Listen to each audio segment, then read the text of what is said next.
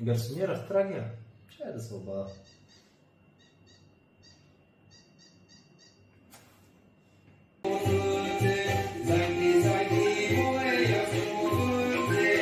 Кой пак бе? Ох, умръзна ми! Умръзна ми вече! Ало! Кой е?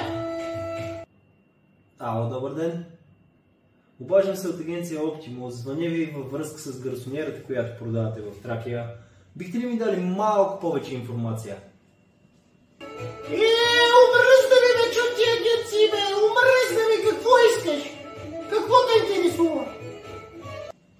Интересуваме в какво състояние е апартамента. Състояние ли? Отлично! Чак път капни от бойлера малко и хубаво е на 3 нива, ама те плочките вече са си изживели живота. Иначе е супер!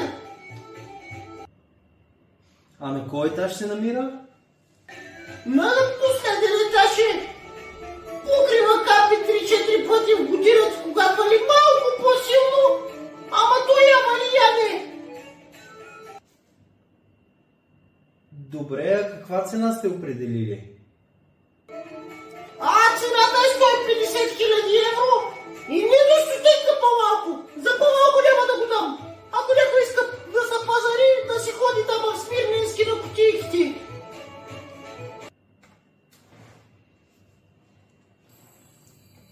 Окей, а кога е удобно да направим един оглед? Огледи мога само на 5-то число, защото те звездици така ми казаха. Добре.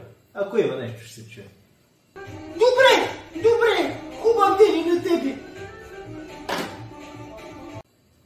Ако не сте като Леля Кичка, свържете се с нас.